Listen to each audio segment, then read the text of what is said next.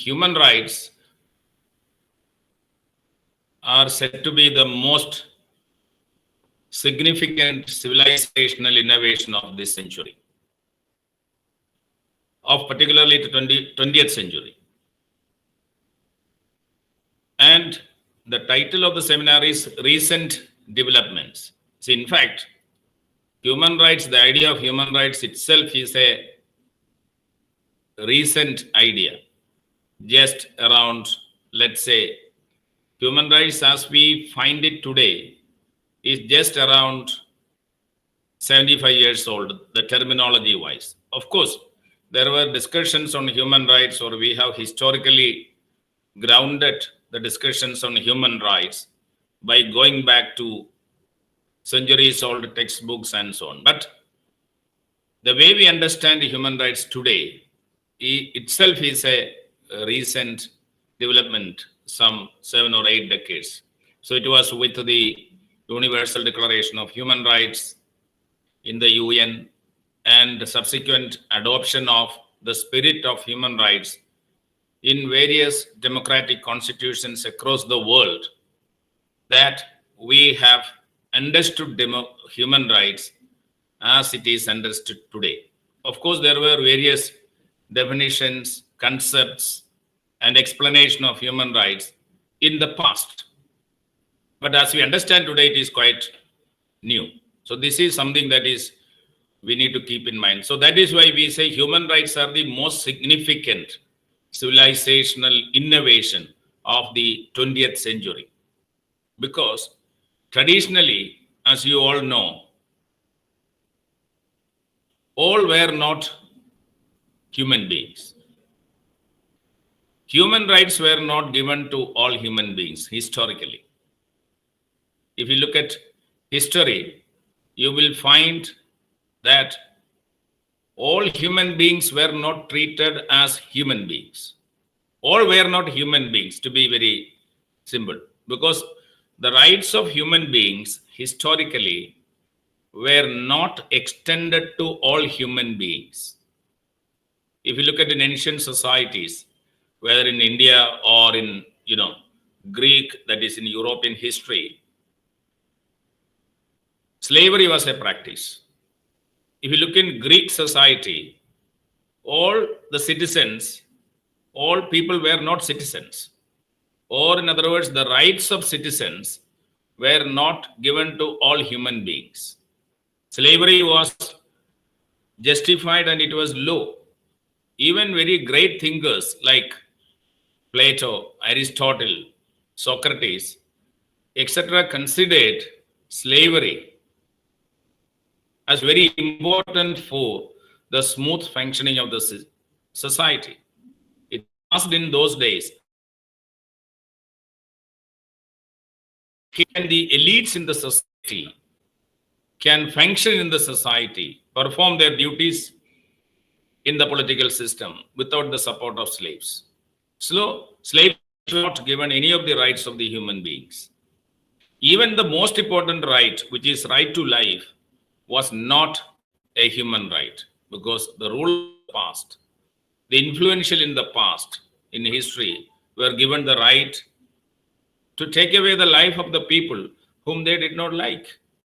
So there are a lot of stories which tells us about how human rights were violated left and right without any consideration for the life of the human beings. So that is why I said human rights is something that is very recent. And the recent understanding of human rights in general are rights that are for an individual to live like a human being. Majority or large sections of people historically never had a human life. They never had a humane existence. They had a subhuman existence. And it is from such a historical background, such historical denial of human rights, that we have reached a stage where we talk about human rights for all categories of human beings: men, women, transgenders, tribals, the upper caste, the lower caste. So today, all are considered human beings. a large sections of the people, as I said in the past, were not at all human rights. So human rights today is or are those rights which enables the all-round development of the personality of an individual, or in other words, are rights that ensures a decent and dignified life for human beings. I am sure all of you will be unhappy if you are denied a decent and dignified life. If your pride or honor is violated, then you will be unhappy. There is no doubt about that. So this individual's honor, decency, dignity came to be recognized only in recent times. So what are human rights? Why do I say this is? I consider this introduction is important to reach the centrality of my topic, that is human rights of women in Kerala, historical and contemporary scenarios. So this explanation, this is essential to measure to what extent women in Kerala have human rights historically and in contemporary times. The modern concept of human rights says that human rights or a society, people in a society have human rights under the four following conditions. The first one is that human rights can be asserted. Human rights are an assertive exercise. Only in such societies where all categories of people, men, women, upper caste, lower caste, white, black, when everybody has the right to assert their right, then only that society can be considered as a human rights society. Now you think of the society in which you live, whether your college or your village or the various places in India, whether the people in our society can assert, claim, and exercise their rights. In very many conditions and very many situations, people are unable to assert, exercise, and claim their rights. Only such societies are human rights societies. In a society where people are able to assert their right, claim their right, and exercise right. If we look at our society, we will find in very many situations, people working in different situations, even in workplaces, people are not able to assert their rights. Children are not able to assert their rights. Wives are not able to assert their rights. Particularly, women are not able to assert their rights in very many situations. Then another essential condition for a minimum standard of human rights in a society is active respect for human rights. You may note that it is active respect. Now, what do you mean by active respect? Active respect means respect for human rights without we or an individual claiming it. For example, in a village, there is a servant. In a household, there is a servant. The servant is a human being. And that servant or a poor man or woman have certain rights. And those rights must be respected by others. Respected by others means those rights must be respected by the house or the village in which he or she works. That is, respect without being claimed. Only a society which respects the rights of others, all individuals, men and women, without they claiming it. But that is not the situation in our country all over the world. And this is particularly true for women. Their rights are not, women do not enjoy active respect for their rights. Very often their rights are, kind of not considered at all. So, active respect for human rights. Another important condition for a human rights society is objective enjoyment of human rights. Objective enjoyment means An individual should be able to exercise human rights under all conditions without any prejudices. There are very many prejudices in our society based on caste, community, gender. So, based on these considerations, quite often the society denies very many fundamental rights to different categories of people by discriminating them on very many grounds, very many reasons. So, this has to change. So, objective enjoyment of human rights should be there in a society. And then, equal, equal rights. All either the human rights are given to everyone or not, either to all or to none. That is the principle. So, equal enjoyment of rights without any discrimination.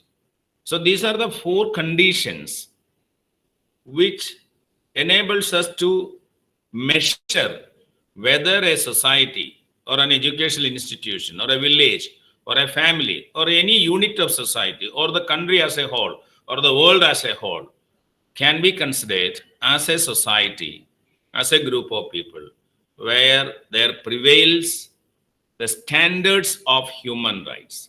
In such a society, the individual should be able to assert their right, should be able to have active and respect for their rights. There should be objective enjoyment of human rights. And finally, there should be equality, equal enjoyment of human rights. So this is the fundamental ground on which we measure a human rights society. And if you apply, this is a contemporary standard. This is a recently old standard of how do you measure a human rights society. Now, if we apply this standard of human rights and look at the condition of women, particularly historically, we find human rights, women did not enjoy human rights in any society. And even after so many years of the Universal Declaration of Human Rights, the National Human Rights Commission, various state human rights commissions, and various other commissions instituted for protecting the rights of the people, none of the rights, none of these institutional or constitutional mechanisms have ensured the four above standards of human rights in any of the societies in our country, including Kerala. See, historically, if you look at, human rights was not at all a matter of discussion in the past. Human history started without human rights. Human history actually started with the human rights violations. The best example is Homo sapiens. Now we belong to the species of human beings called Homo sapiens, isn't it? Now there may be an interesting question. What happened to other species? You are all history students. You may be able to, is there any provision for interaction, or should I go on speaking? Or interaction is towards the end? Organizers, please.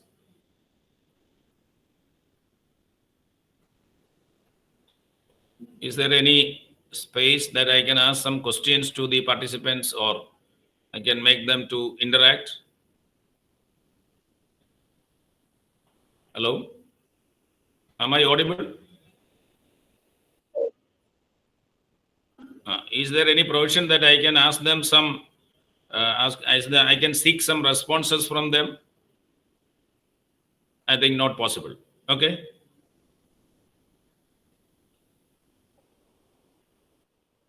Is it now or later? If you have provision for that, I will ask. Otherwise, I will give some time for interaction towards the end. What shall I do? I will continue the talk. Okay, fine. I will continue. So if we apply these standards, most of the societies, particularly in relation to women were never guaranteed any of these rights historically, whether in India or in Kerala or across the world. The rights of women were not at all a part of the human rights discussions at all. For example,